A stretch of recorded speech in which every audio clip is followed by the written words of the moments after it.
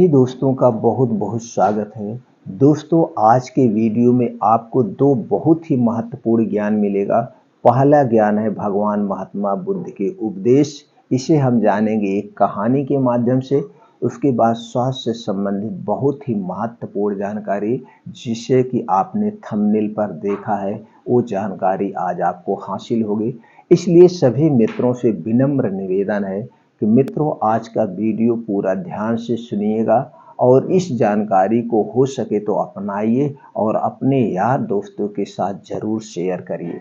चलिए पहले भगवान महात्मा बुद्ध के उपदेश को सुन लेते हैं। किसी नगर में एक सेठ रहता था। उसके पास लाखों की संपत्ति और एक उसका बड़ा सा खुशहाल परिवार था, जो कि सब तरह की सुख सुविधाएं थी। फिर भी उसका मन अशांत था। जब उसकी परेशानी बहुत बढ़ गई तो वह भगवान बुद्ध के पास गया और अपना कष्ट उन्हें बताकर प्रार्थना की। तथागत, जैसे भी हो मेरी अशांति को दूर करिए, मेरे कष्टों को दूर करिए, ये चिंता मुझे खाए जा रही है। बुद्ध ने उसकी बात पूरी ध्यान से सुनी और कहा, आमुक नगर में एक बहुत बड़ा धनिक रहता है। उसके पास जाओ, वह तुम्हें रास्ता दिखा देगा। सेठ ने सोचा कि तथागत उसे बहका रहे हैं। उसने बुद्ध से कहा, तथागत, मैं तो आपके पास बड़ी आशा लेकर आया हूं, आप ही मेरा उद्धार करिए। भगवान बुद्ध ने फिर वही बात दोहरा दी। लाचार होकर सेठ उस नगर की ओर रवाना हुआ। वहां पहुंचकर वह देखता है कि उस धनपति का कारोबार चारों ओर फैला है, लाखों का व्यापार है और उस व्यक्ति का चेहरा फूल की तरह खिला हुआ है। वह एक ओर बैठ गया।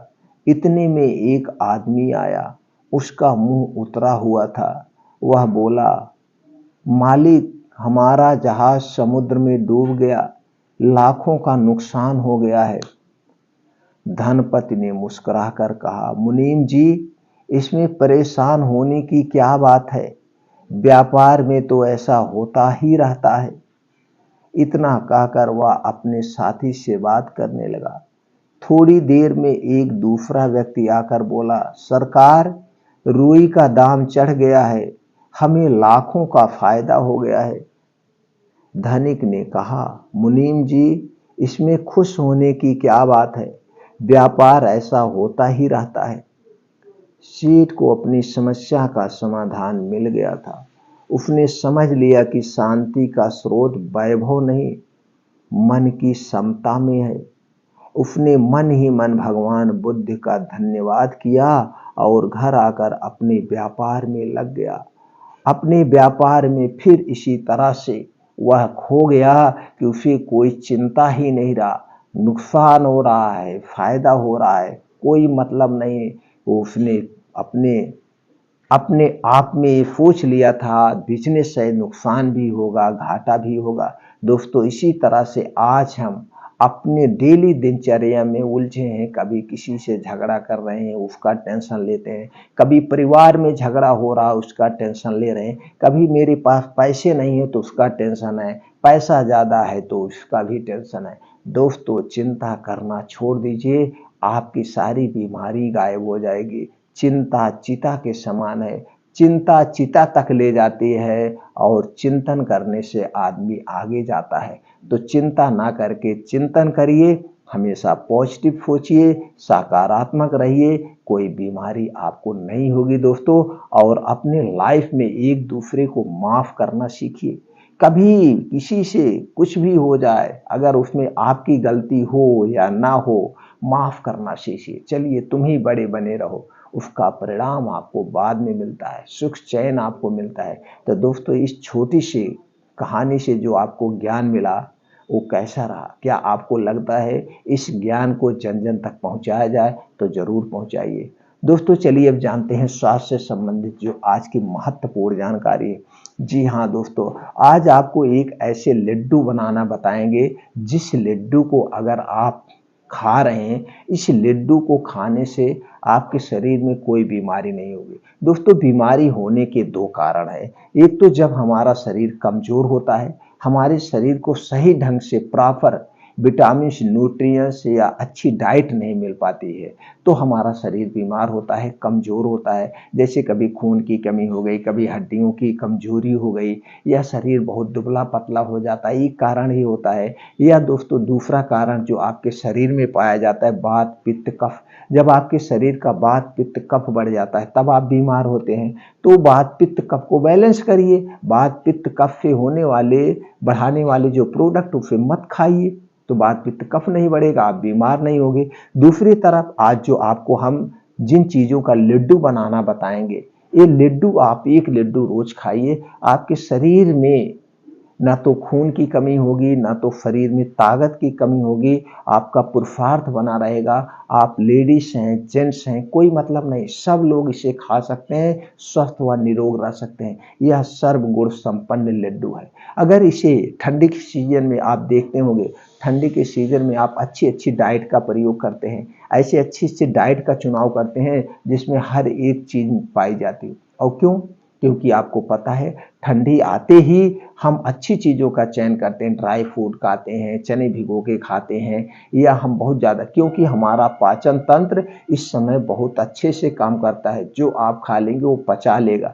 तो दोस्तों, ये लड्डू जो हम बता रहे हैं, इससे शरीर की बहुत सारे फायदे हैं। अगर हम फायदे की बात करें तो दोस्तों, इतने अनगिनत फायदे हैं, हम क्या बताएं। तो दोस्तों, पहले जानिए किन किन चीज़ों से यह लड्डू बनाया जाता है, और जो लड्डू बनाने का प्रोसीजर है वो कैसे है, और जो चीज़ों से लड्डू बन रहा है उसमें कौन कौन से प्रोटीन विटामिन पाए जाते हैं, सारी प्रक्रिया आपको बताएंगे। और ये भी बताएंगे लड्डू कब खाना है, कैसे खाना है, इसके फायदे क्या है। तो चलिए पहले लड्डू बनाने की प्रक्रिया को जानते हैं और उसमें पाए जाने वाले तत्व को जानते हैं। किन किन चीज़ों से लड्डू बनेगा, पहले ये जान लेते हैं। पहला जो है दोस्तों, अलसी। अब देखिए, अलसी के बीज में क्या क्या पाया जाता है, omega 3 fatty acid, alpha linoleic acid, फिग्नेंट, protein, fibre, manganese, copper, protein, healthy fat, खनिज, vitamin C, vitamin E, vitamin K, carbohydrate, iron, phosphorus, zinc, potassium जैसे छोटे मोटे और प्रोटीन्स पाए जाते हैं। दूसरी चीज जो है दोस्तों, कद्दू का बीज है। कद्दू के बीज में क्या क्या पाया जाता है, calorie, protein, carbohydrate, iron, fibre, sodium, folate, vitamin C, vitamin E, zinc, antioxidant, fatty acid, magnesium, calcium जैसे तत्व पाए जाते हैं। अगली चीज जो है दोस्तों है बादाम। बादाम में क्या क्या पाया जाता है, potassium, vitamin E, iron, magnesium, calcium, phosphorus, omega 3 fatty acid, vitamin K, protein, copper, fibre, zinc, monounsaturated fatty acid. अगली चीज जो है दोस्तों है किशमिश। किशमिश में क्या क्या पाया जाता है, इसमें पाया जाता है calcium, potassium, sodium, magnesium, protein, iron, fibre, copper, vitamin B6, antioxidant, antibacterial, vitamin E, healthy fat जैसे छोटे मोटे और प्रोटीन पाए जाते हैं। अगली चीज जो है दोस्तों है मूंगफली। मूंगफली में क्या पाया जाता है, vitamin, mineral, nutrients, antioxidant, vitamin B complex, niacin, riboflavin, thiamine, vitamin B6, vitamin E, sodium, potassium, calcium जैसे छोटे मोटे और सारे प्रोटीन्स पाए जाते हैं। अगली चीज जो है दोस्तों है सूरजमुखी का बीज। सूरजमुखी के बीज में क्या क्या पाया जाता है, vitamin E, vitamin C, selenium, antioxidant, magnesium, calcium, fibre, iron व छोटे मोटे और प्रोटीन्स, विटामिन। अगला चीज जो है तरबूज का बीज। तरबूज के बीज में पाए जाने वाले तत्व में है omega 3 fatty acid, protein, zinc, folate, potassium, copper, antioxidant, fibre, calcium व अन्य प्रोटीन, विटामिन। अगला चीज जो है दोस्तों सफेद तिल। सफेद तिल में क्या पाया जाता है, vitamin A, vitamin B, vitamin C, vitamin D, fatty acid, iron, zinc, protein, magnesium, calcium, antioxidant. अगली चीज है दोस्तों गोंद। गोंद में क्या पाया जाता है, antioxidant, calcium, protein, iron, fibre, folic acid व अन्य छोटे मोटे प्रोटीन से विटामिन। अगली चीज जो है वो है तरबूज, खरबूज का बीज। खरबूज के बीज में क्या क्या पाया जाता है, protein, fibre, vitamin, mineral, antioxidant, calcium, iron, phosphorus. अगला चीज जो है दोस्तों है खसखस। खसखस में क्या पाया जाता है, calcium, fibre, protein, iron, magnesium, phosphorus, potassium, zinc, selenium antioxidant, vitamin E, vitamin C, vitamin B, vitamin K व अन्य प्रोटीन। अगली चीज जो है दोस्तों वो है मखाना।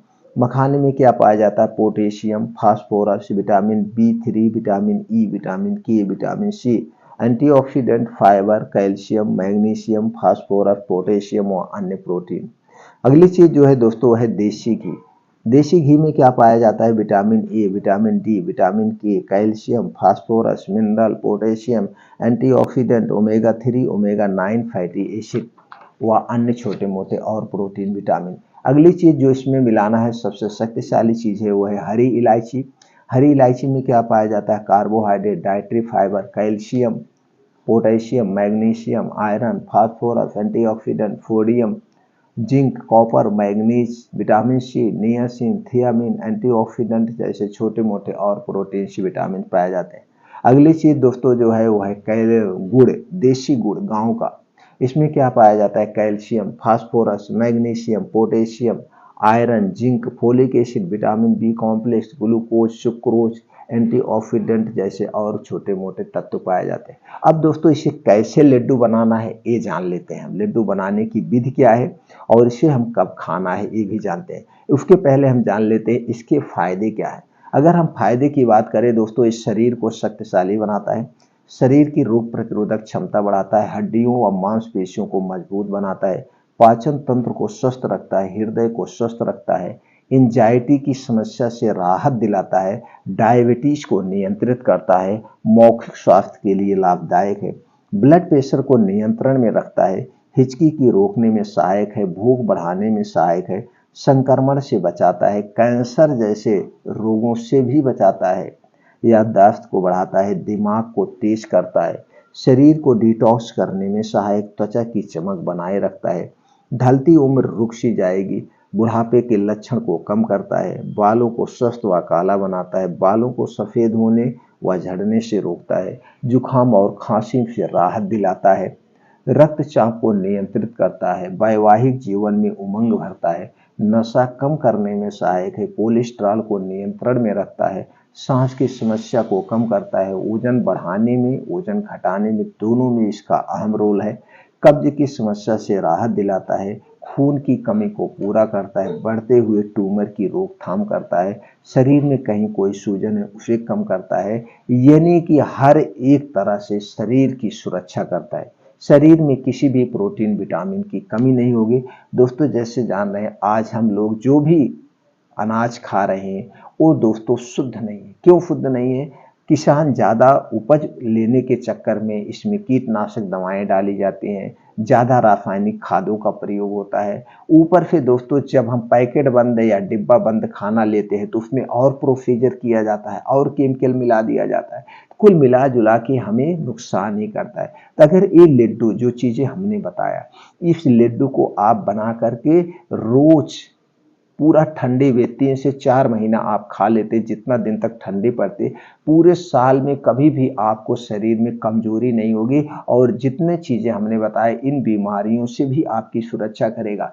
इसलिए ये लड्डू सबसे शक्तिशाली हुआ, इसीलिए इसे कहा गया मौत के मुंह में नहीं जाने देगा, बुढ़ापा नहीं आने देगा और ऊपर से मौत के मुंह से भी खींच लाएगा। तो चलिए दोस्तों इसे बनाने की प्रक्रिया जान लेते हैं, कैसे कितना कितना लेना है और कैसे हमें बनाना है। तो बनाने के लिए आपको लेना है अलसी 50 ग्राम। मात्रा दोस्तों जितना होगे आप कितना बनाना चाहते हैं उसी हिसाब से आप मात्रा इसमें बढ़ा सकते हैं। आपको अलसी लेना है 50 ग्राम, कद्दू का बीज 50 ग्राम, सूरजमुखी का बीज 50 ग्राम, तरबूज का बीज 50 ग्राम, सफ़ेद तिल 50 ग्राम, गोंद 100 ग्राम, खरबूज 50 ग्राम, किशमिश जो है दोस्तों 200 ग्राम, बादाम 200 ग्राम, खसखस 25 ग्राम, मखाना 200 ग्राम, हरी इलायची 10 ग्राम, मूंगफली का दाना 200 ग्राम, देसी गाय का घी 250 ग्राम, गुड़ 1 किलो। गुड़ 1 किलो। अब जो बीन्स हमने बताया ये सारे बीन्स आपको ड्राई फ्रूट की दुकान पे भी मिल जाएगा, नहीं तो दोस्तों जो पंसारी की दुकान है पंसारी की दुकान पे मिल जाएगा, नहीं तो जड़ी बूटी की दुकान होती वहाँ मिल जाएगा।